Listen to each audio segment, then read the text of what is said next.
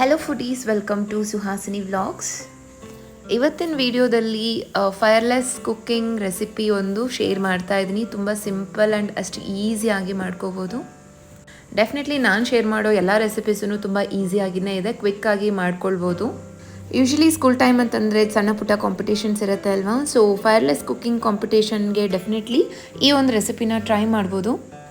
ತುಂಬ quick and ಈಸಿಯಾಗಿ ಮುಗಿಯುವಂಥ recipe, ಅಷ್ಟೇ ಡಿಲಿಷಿಯಸ್ ಆಗೂ ಇರುತ್ತೆ.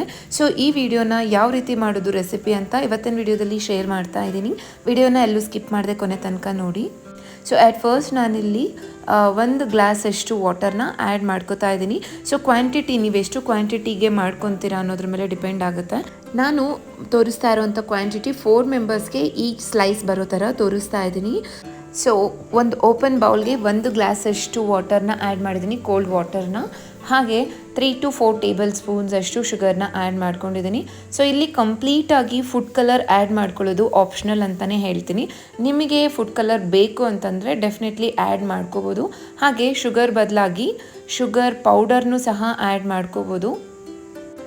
ಶುಗರ್ ಬದಲಾಗಿ ಶುಗರ್ ಪೌಡರ್ ಆ್ಯಡ್ ಮಾಡ್ಕೊಳ್ಳೋದ್ರಿಂದ ಕ್ವಿಕ್ಕಾಗಿ ಮುಗಿಯುತ್ತೆ, ಅಂದರೆ ಡಿಸಾಲ್ವ್ ಆಗೋದಕ್ಕೆ ಸ್ವಲ್ಪ ಟೈಮ್ ತಗೊಳುತ್ತೆ ಅಲ್ವಾ. ಸೊ ಅದ್ರ ಬದಲಾಗಿ ಶುಗರ್ ಪೌಡರ್ನೂ ಸಹ ನೀವು ಆ್ಯಡ್ ಮಾಡ್ಕೋಬೋದು. ಸೊ ಅದನ್ನು ಮಿಕ್ಸ್ ಮಾಡಿ ನಾನೊಂದು ಸೈಡಲ್ಲಿ ಎತ್ತಿಟ್ಕೋತಾ ಇದ್ದೀನಿ. ಅದಾದಮೇಲೆ ಇನ್ನೊಂದು ಬೌಲ್ಗೆ ನಾನು 4 ಟೇಬಲ್ ಸ್ಪೂನ್ಸ್ ಅಷ್ಟು ಮಿಲ್ಕ್ ಪೌಡರ್ನ ಆ್ಯಡ್ ಮಾಡ್ಕೋತಾ ಇದ್ದೀನಿ. ನಾರ್ಮಲ್ ನಂದಿನಿ ಇದು ಬರುತ್ತೆ ಅಲ್ವಾ ಮಿಲ್ಕ್ ಪೌಡರ್, ಅದನ್ನೇ ಆ್ಯಡ್ ಮಾಡ್ಕೊಳ್ತಾ ಇದ್ದೀನಿ. ಸೊ 4 ಟೇಬಲ್ ಸ್ಪೂನ್ಸ್ ಅಷ್ಟು ಮಿಲ್ಕ್ ಪೌಡರ್ ಆ್ಯಡ್ ಮಾಡಿದ್ದಾದಮೇಲೆ ಮತ್ತು 2 ಟೇಬಲ್ ಸ್ಪೂನ್ಸ್ ಅಷ್ಟು ಶುಗರ್ನ ಆ್ಯಡ್ ಮಾಡ್ಕೊಂಡಿದ್ದೀನಿ. ಆ್ಯಕ್ಚುಲಿ ನೀವೇನಾದರೂ ಮಿಲ್ಕ್ ಪೌಡರ್ ಸ್ವೀಟ್ನೆಸ್ ಇಲ್ಲ ಪ್ಲೇನ್ ಆ್ಯಡ್ ಮಾಡ್ಕೊತಾ ಇದ್ದೀರಾ ಅಂತಂದರೆ ಈ ಟೈಮಲ್ಲಿ ಶುಗರ್ ಆ್ಯಡ್ ಮಾಡ್ಕೊಳ್ಳೋದನ್ನು ಸ್ಕಿಪ್ ಮಾಡ್ಬೋದು. ಸೊ ನಾನು ತೊಗೊಂಡಿರುವಂಥದ್ದು ಮಿಲ್ಕ್ ಪೌಡರ್ ಪ್ಲೇನ್ ಇರೋದ್ರಿಂದ ನಾನಿಲ್ಲಿ ಎಕ್ಸ್ಟ್ರಾ ಶುಗರ್ನ 2 ಟೇಬಲ್ ಸ್ಪೂನ್ಸ್ ಅಷ್ಟು ಆ್ಯಡ್ ಮಾಡ್ಕೊಂಡಿದ್ದೀನಿ. ಶುಗರ್ ಆ್ಯಡ್ ಮಾಡಿದ್ದಾದಮೇಲೆ ನಿಮ್ಮ ಹತ್ರ ಏನಾದರೂ ಹಾಲಿನ ಕೆನೆ ಇದ್ದರೆ ಅದನ್ನು ಆ್ಯಡ್ ಮಾಡ್ಕೋಬೋದು. ತುಂಬ ಜನಕ್ಕೆ ಹಾಲಿನ ಕೆನೆ ಇಷ್ಟ ಆಗೋದಿಲ್ಲ ಅಲ್ವಾ. ಸೊ ಆ ಥರ ಇದ್ದರೆ ಸ್ಕಿಪ್ ಮಾಡ್ಬೋದು. ಸೊ ನಾನಿಲ್ಲಿ ಸಪ್ರೇಟಾಗಿ ಹಾಲಿನ ಕೆನೆ ಏನು ತೆಗೆದು ಆ್ಯಡ್ ಮಾಡ್ಕೋತಾ ಇಲ್ಲ, ಹಾಲಲ್ಲಿರುತ್ತೆ ಅಲ್ವಾ ಕೆನೆ, ಅದ್ರ ಸಮೇತನೇ ಹಾಲನ್ನು ಆ್ಯಡ್ ಮಾಡಿಕೊಂಡು ಇದನ್ನು ಮಿಕ್ಸ್ ಮಾಡ್ಕೋತಾ ಇದ್ದೀನಿ. 4 ಟೇಬಲ್ ಸ್ಪೂನ್ಸ್ ಅಷ್ಟು ಹಾಲನ್ನು ಆ್ಯಡ್ ಮಾಡಿಕೊಂಡು ಮಿಕ್ಸ್ ಮಾಡ್ಕೊಂಡಿದ್ದೀನಿ. ಅಂದರೆ ಶುಗರ್ ಆ್ಯಡ್ ಮಾಡ್ಕೊಂಡಿರ್ತೀವಿ ಅಲ್ವಾ. ಸೊ ಮಿಲ್ಕ್ ಏನಾದರೂ ಜಾಸ್ತಿ ಆ್ಯಡ್ ಮಾಡ್ಕೊಂಡ್ರೆ ತುಂಬ ಲೂಸ್ ಕನ್ಸಿಸ್ಟೆನ್ಸಿ ಆಗಿಬಿಡುತ್ತೆ.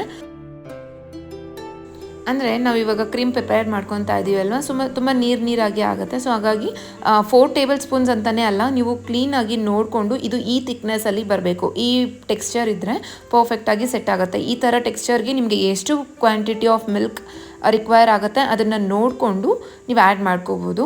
ಸೊ ಅದಾದಮೇಲೆ ನಾನು ಬಾದಾಮನ್ನ ಚಿಕ್ಕದಾಗಿ ಕಟ್ ಮಾಡ್ಕೊಂಡಿರೋದನ್ನು ಆ್ಯಡ್ ಮಾಡಿ ಚೆನ್ನಾಗಿ ಮಿಕ್ಸ್ ಮಾಡಿ ಸೈಡಲ್ಲಿ ಎತ್ತಿಟ್ಕೊಂಡಿದ್ದೀನಿ ಅದನ್ನು ಸಹ.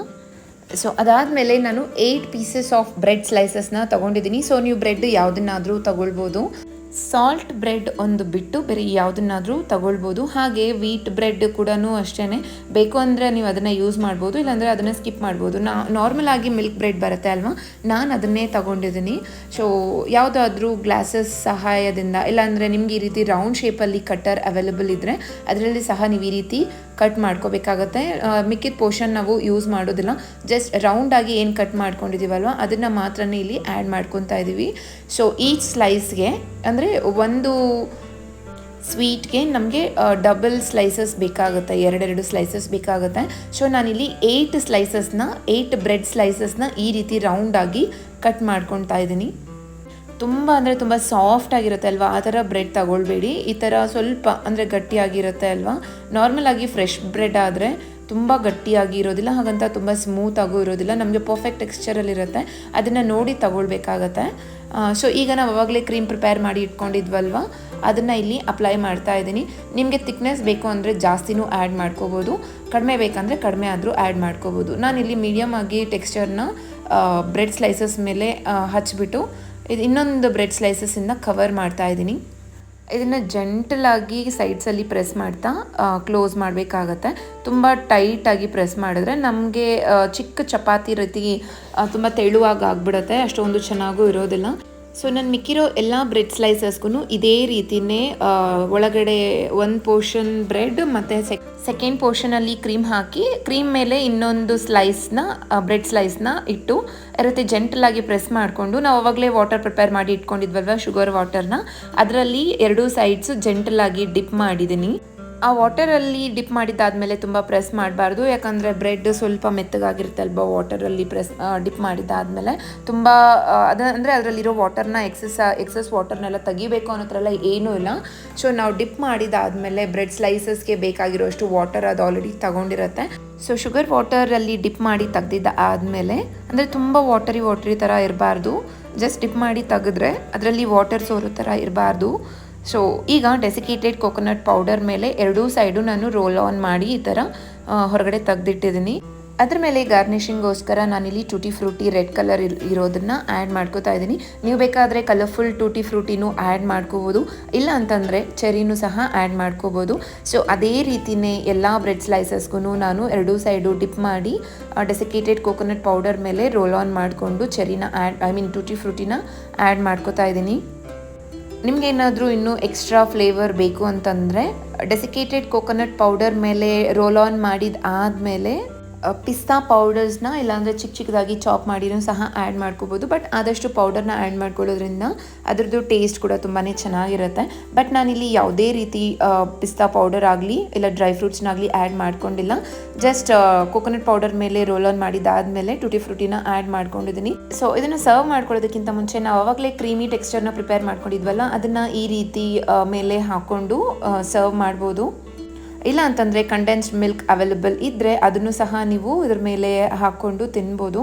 ಸೊ ನೋಡಿದ್ರಲ್ವ ಎಷ್ಟು ಸಿಂಪಲ್ ಆ್ಯಂಡ್ ಸ್ಮೂತ್ ಡೆಲಿಷಿಯಸ್ ಆಗಿ ಕಾಣಿಸ್ತಾ ಇದೆ. ಟೇಸ್ಟ್ ವೈಸ್ ಕೂಡ ಅಷ್ಟೇ ಚೆನ್ನಾಗಿರುತ್ತೆ.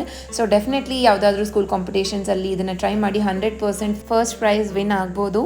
ಸೊ ಕಾಂಪಿಟೇಷನ್ಸ್ ಮಾತ್ರ ಅಲ್ಲ, ಈವ್ನಿಂಗ್ ಟೈಮ್ಸಲ್ಲಿ ಇಲ್ಲ ಸ್ನ್ಯಾಕ್ ಟೈಮ್ಸಲ್ಲಿ ಮಕ್ಕಳು ಸ್ಕೂಲಿಂದ ಬಂದಾಗಲೂ ಸಹ ಇದನ್ನು ಮಾಡಿಕೊಟ್ರೆ ತುಂಬ ಇಷ್ಟಪಟ್ಟು ತಿಂತಾರೆ.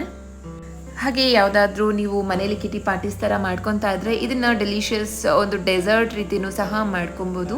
ಸೊ ಹೋಪ್ ನಿಮಗೆ ಈ ರೆಸಿಪಿ ಇಷ್ಟ ಆಗಿದೆ ಅನ್ಕೋತಾ ಇದ್ದೀನಿ. ಇಷ್ಟ ಆಗಿದ್ರೆ ಫ್ರೆಂಡ್ಸ್ ಆ್ಯಂಡ್ ಫ್ಯಾಮಿಲಿಗೂ ಶೇರ್ ಮಾಡಿ, ಹಾಗೆ ಲೈಕ್ ಮಾಡೋದನ್ನು ಮರಿಬೇಡಿ.